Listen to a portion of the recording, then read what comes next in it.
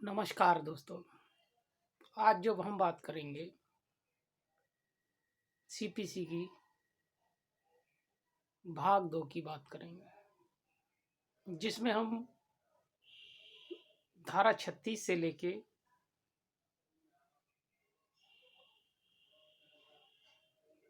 धारा 47, 48 जो कि निरसन अर्थात खत्म कर दी गई है, ठीक है ना।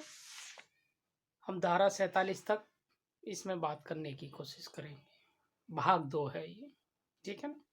हम इससे पहले और भी वीडियो बना चुके हैं, जिसके अंतर्गत हमने भाग 1 के संबंध में चर्चा की थी, जिसमें डिग्री, ब्याज, केस का चलना, केस का ज्यूरिडिक्शन सब कुछ दिया गया है, ठीक है ना।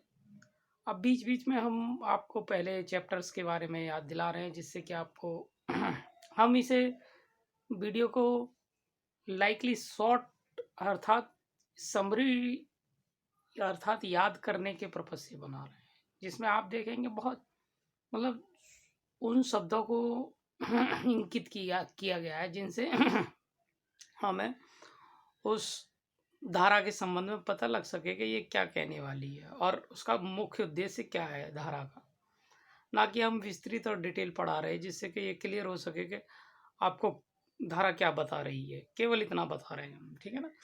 आज हम भाग 2 सीपीसी 1908 का चालू कर रहे हैं, जिसमें निष्पादन अर्थात एग्जीक्यूशन आती है। जब सूट डिग्री हो जाता है तब के संबंध में बताया गया है, जिसमें धारा 36 में आदेशों का लागू होना, मतलब कोई आदेश न्यायालय के द्वारा पारित किया गया है तो उसे कैसे लागू किया जाएगा, धारा 36 ये बताता है। साथ में पारित करने वाले न्यायालय की परिभाषा, ठीक है ना। और डिग्री पारित करने वाले न्यायालयों की परिभाषा धारा 37 में ये बात बताई गई, अर्थात 37 के अंतर्गत बताई गई है कैसी है, ठीक है।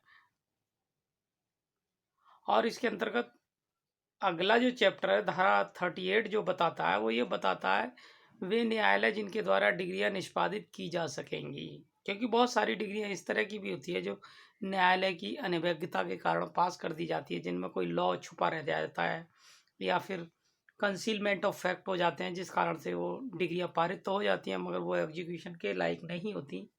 इसलिए ये चैप्टर का जरूरत पड़ी कि किस डिग्री का न्यायालय के द्वारा लागू किया जा सकता है। धारा 38 में बात करी गई वह न्यायालय जिसके द्वारा डिग्रियों का निष्पादन किया जा सकेगा। वे डिग्रियां जो न्यायालय द्वारा पारित की गई हैं, जिनमें वह कौन सी डिग्रियां हैं जिन्हें आप निष्पादित किया जा सकेगा। धारा 39 जो ये बताती है किसी डिग्री के पास होने के बाद उस न्यायालय के अंतर्गत ट्रांसफ़र किया जा सकता है जहाँ सिचुएटेड अर्थात प्रॉपर्टी है किसी व्यक्ति की, जहाँ से डिग्री का पूर्ण रूप से निष्पादन किया जा सकता है, वहाँ न्यायालय ट्रांसफ़र कर सकता है। ट्रांसफ़र राइट है अर्थात 39 के अंतर्गत धारा, ठीक है ना। 40 में किसी अन्य राज्य के न्यायालय की डिग्री का अंतरण के बारे में बताया गया, मतलब ये भी एक ट्रांसफ़र है एक राज्य से दूसरे राज्य के अंतर्गत। धारा 41 में निष्पादन कार्रवाइयों के परिणाम का प्रमाणित किया जाना, अर्थात किसी कार्रवाई को निष्पादित करने के लिए उनका प्रमाणित कैसे किया जाएगा ये बताया जाता है। 42 के अंतर्गत आंतरिक डिग्री के निष्पादन में न्यायालय की शक्तियाँ, अर्थात डिग्रियों के निष्पादन में न्यायालय की क्या शक्ति होंगी, ये 42 बताता है। अब 43 के बारे में बात करते हैं। जिन स्थानों पर इस संहिता का विस्तार नहीं है वहाँ के सिविल न्यायालय द्वारा डिग्रियों का निष्पादन, अर्थात जहाँ सीपीसी लागू नहीं होती, कुछ जगह हैं जहाँ सीपीसी लागू नहीं थी, वहाँ सिविल न्यायालय जो भी होगा वो उन डिग्रियों का निष्पादन कर सकता है। धारा आपको 43 के बारे में 44 के बारे में बताया जाता है, ठीक है ना। 44 बताता है जिन स्थानों पर संहिता का विस्तार नहीं है वहाँ के राजस्व न्यायालय द्वारा डिग्रियों का निष्पादन किया जाना। 43 में ये बताता है कि जहाँ सीपीसी लागू नहीं होती वहाँ सिविल न्यायालय के द्वारा डिग्रियों का निष्पादन किया। 44 में बताया जाता है कि वह इस संहिता का जहाँ विस्तार नहीं है वहाँ सिविल राजस्व न्यायालय, तो वो राजस्व न्यायालय भी इन डिग्रियों का निष्पादन कर सकते हैं, ठीक है। एक 44A जोड़ी गई, इसके अंतर्गत बीच में ही व्यातक्रम राज्य क्षेत्रों के न्यायालय द्वारा पारित डिग्रियों का निष्पादन किया जाना। किसी क्षेत्र में सपोज करिए ना तो ये संहिता लागू होती है और ना किसी तरह से कोई और चीज़ें अवेलेबल हैं सिविल कोर्ट की, तो वहाँ कोई भी राजस्व न्यायालय या प्रशासनिक न्यायालय कार्य कर रहा होगा तो वो भी इस कार्य को अंजाम दे सकता है इस डिग्री के संबंध में। इसमें 45 है जो बताता है भारत के बाहर डिग्रियों का निष्पादन कैसे होगा, ठीक है ना। 46 आज्ञापक अर्थात आदेशात्मक पत्र किस तरह करके इस निष्पादन किया जाएगा, ये भी एक तरह का निष्पादन कराने का तरीका है।